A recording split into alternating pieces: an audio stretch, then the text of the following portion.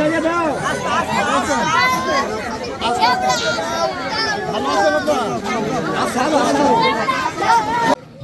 একে অপরের সাথে হাতে হাত মিলিয়ে কাঁধে কাঁধ মিলিয়ে সকল ভেদাভেদ ভূমিকা প্রত্যাশা ব্যক্ত করে সবার কাছ থেকে বিদায় নিচ্ছি।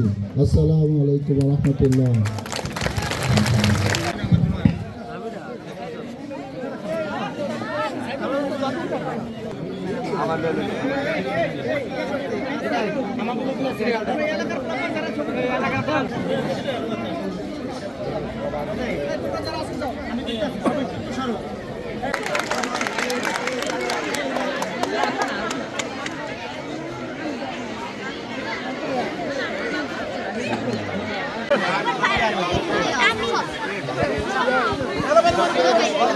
গণভোট তো আসলে মানুষের আকাঙ্ক্ষা হইল আর সরাসরি ভোট দেওয়া।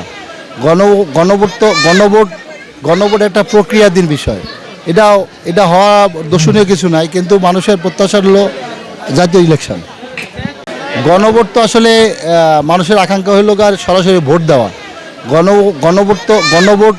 গণভোট একটা প্রক্রিয়াধীন বিষয়।